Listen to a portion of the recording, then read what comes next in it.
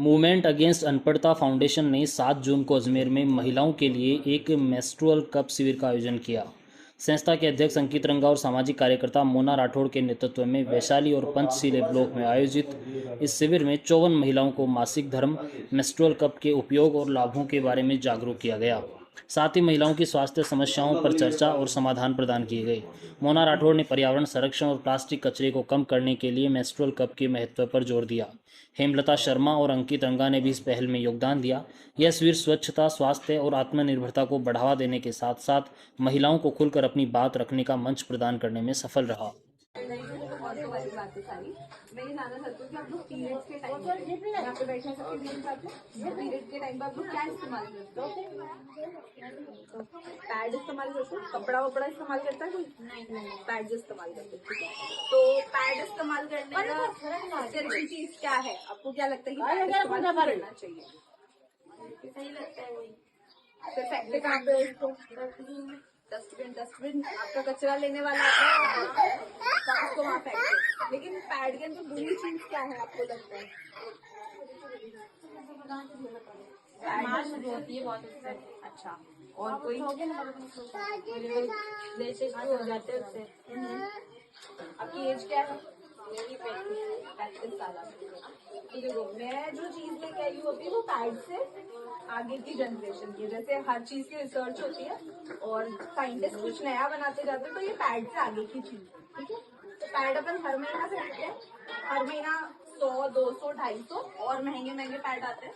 तो अगर अपन माने कि एक औरत अगर खर्चा करती है तो पैड पे कम से कम 2000, 3000, 1500 साल का खर्चा है एक औरत का। और सरकारी पैड जो मिलते हैं वो इतने अच्छे नहीं होते। ठीक है, तो पैड के अंदर बुरी चीजें ये है कि पैड में खुशबू के लिए और उन्हें सफेद दिखाने के लिए केमिकल्स यूज करे जाते हैं। और वो केमिकल्स जब हमारे शरीर को लगते हैं, यानी हमारे वजाइना जो बच्चा जो अपना पेशाब का जगह है वहां वो लगते हैं, तो वो हमें बीमारियां देते हैं।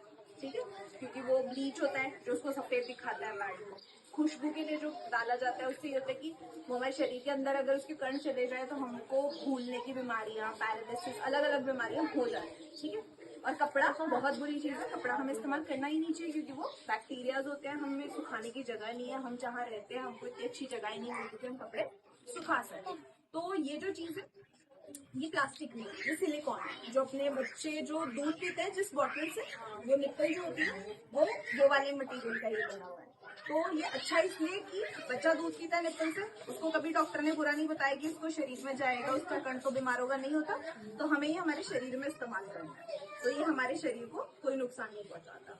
इसके अंदर कोई केमिकल नहीं है, कोई खुशबू नहीं है, तो हमारे शरीर के अंदर कुछ नहीं जाएगा। तो ऐसा कहते हैं कि अगर कोई औरत मुंह से जो दवाई खाती है और या फिर उसको शरीर के द्वारा दवाई चढ़ाई जाती है, तो दोनों में बहुत फर्क होता है। मुंह से जो दवाई खाती है ना वो कम असर करती है और जो शरीर में चढ़ाते हैं ना वो ज्यादा असर करती है। तो हमें हमारे जो पेशाब की जगह है, जो हमारी बच्चेदानी है, जो हमारा शरीर हम जिसको कहते हैं, वहां पे कोई भी केमिकल नहीं लगाना चाहिए।